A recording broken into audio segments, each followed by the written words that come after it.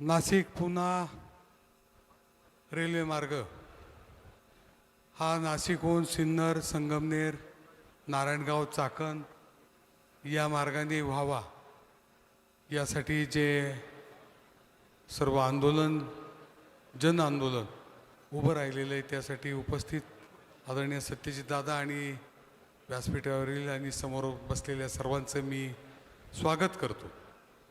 हे आंदोलन कोणत्या पक्षाचं नाही, हे आंदोलन कोणत्या नेत्याचं नाही, हे आंदोलन लोकभावनेचं आहे आणि म्हणून लोकांनी एकत्र येऊन हे केलेलं आंदोलन आहे। हा ठाम विश्वास आपल्या सर्वांचा आहे। नाशिक पुणा रेल्वे व्हावी हे पुण्यापेक्षा नाशिककरांचं स्वप्न आहे आणि हे स्वप्न साकार व्हावे यासाठी प्रयत्न सर्वजण आजपर्यंत करत आलेले। हे दृष्टिपथात आहे असं वाटत असताना अचानकपणे असा निर्णय झाला की नाशिक पुणा रेल्वे ही शिर्डी मार्गे व्हावी असा प्रयत्न झाला आणि असं त्याची मंजुरी झाली। योगायोगाने तेव्हाच मी लोकसभेचं प्रतिनिधित्व करायला सुरुवात केली आणि मी असेल, आदरणीय लंके साहेब असतील, भाऊसाहेब वागचौरे असतील आणि अमोलदादा कोल्हे असतील, जे खासदार या मार्गावर जे काम करतात, या सर्वांनी मिळून आम्ही रेल्वे मंत्र्यांची बऱ्याच वेळा भेट घेतली। परंतु JMRTचा टेलिस्कोपचा विषय हा दरवेळेस तिथं उपस्थित झाला। अमोलदादांनी काही शास्त्रीयदृष्ट्या अडचणी ज्या होत्या त्या कशा नाही आहेत यासाठी प्रयत्न केला। सर्वसामान्य लोकांचा आवश्यकता जी गरज आहे ती नाशिकहून पुण्याला सरळ मार्गे रेल्वे जावी ही आहे। 2 तासात आपण पोहोचलो पाहिजे।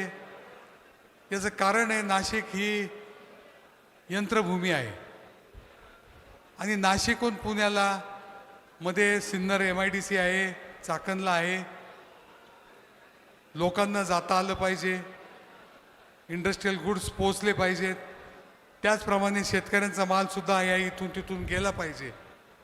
ही सर्वसामान्य लोकांची भावना आहे आणि तो वेळेत गेला पाहिजे ही गरज आहे। त्याचबरोबर पुणे इथे IT पार्क आहे। नाशिक आणि आपल्या सर्व भागातील मुलं मुली तरुण हे त्या IT क्षेत्रात कामाला जातात। घरी येण्यासाठी परत जाण्यासाठी आदरणीय सत्यजित दादांनी सांगितलं त्याप्रमाणे 6-7 तास प्रवास करण्यापेक्षा मला वाटतं की आपण लवकरात लवकर कसं पोहोचू यासाठी हा प्रयत्न होतोय। पुणे हे विद्येचं माहेरघर आहे।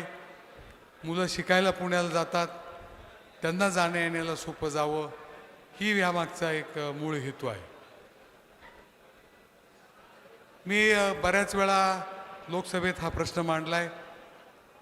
त्याचबरोबर मागच्या आठवड्यात नाशिकच्या पश्चिमचे आमदार आदरणीय सीमाताई हिरे या पुण्याला दिल्लीला आल्या असताना रेल्वे मंत्री आदरणीय अश्विनीजी वैष्णव यांची आम्ही दोघांनी संयुक्तरित्या भेट घेतली आणि कोणताही राजकीय विधिनिषेध किंवा राजकीय अभिनिवेश न पाळता आम्ही दोघं एकत्र गेलो, त्याबद्दल चर्चा केली आणि तेव्हाच रेल्वे मंत्र्यांनी सांगितलं की एक कमिटी नेमण्यात आलेली आहे, त्याच्यात अनिल काकोडकर जी आहेत। इथून मागं रेल्वेचं कुणी अधिकारी नव्हता, परंतु रेल्वेचे अधिकारी इन्फ्रास्ट्रक्चर डायरेक्टर यासाठी असतील आणि ती कमिटी आदरणीय दादांनी सांगितल्याप्रमाणे 60 दिवसात अहवाल देईल।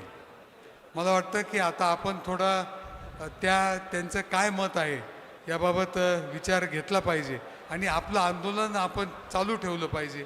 जसं दादा म्हटले तसं समितीने प्रत्येक गावात येऊन चर्चा केली पाहिजे आणि लोकांची भावना काय आहे ही सुद्धा आपण लक्षात घेतली पाहिजे।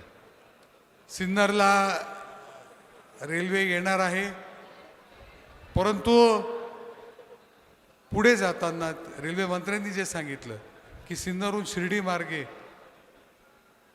पुढे जात असताना दौंडपर्यंत न जाता अहिल्यानगरपासून नवीन लाईन टाकून आम्ही पुण्यापर्यंत नेऊ आणि म्हणून एक 35 ते 40 मिनटं तुम्हाला जास्त वेळ लागणार आहे। आमचं म्हणणं आहे 35-40 मिनटं या धकाधकीच्या जीवनात खूप मोठा काळ आहे। लवकरात लवकर आम्ही पुण्याला कसे पोहोचू यासाठी आम्ही प्रयत्न करतोय। मी त्यांना हे देखील सांगितलं की मी शाळेत असताना 74 साली पहिल्यांदा मी नकाशा पाहिला होता का पुणे नाशिक रेल्वे होणार आहे. आणि मला कधीतरी वाटलं होतं की मी शाळेत जाताना पुण्याला जाताना रेल्वेने जाईल. परंतु मी आता जवळपास 60 वर्षाचा झालो आहे, लोकप्रतिनिधी झालो, परंतु अजूनही आमचं स्वप्नच राहिलं आहे. ते स्वप्न साकार करण्याची वेळ आलेली आहे. आणि म्हणून आपण सर्वांनी मिळून ही आम्हाला मदत करावी अशी आपण सर्वांना विनंती केली. मी माझे प्रयत्न करतोय, दादा प्रयत्न करतायत, सर्वच लोकप्रतिनिधी प्रयत्न करतायत. अमोलदादा कोल्हे त्यांचा प्रयत्न करतायत, भाऊसाहेब वागचौरे, आदरणीय लंकेसाहेब, आम्ही सर्वजण या मार्गावर जे लोकप्रतिनिधी आहेत आम्ही सर्वजण वेळोवेळी यासाठी प्रयत्न करतोय. तुमचीसुद्धा साथ आम्हाला यासाठी हवी आहे. आपण सर्वजण आज आलात, मी आपले सर्वांचे मनपूर्वक आभार मानतो.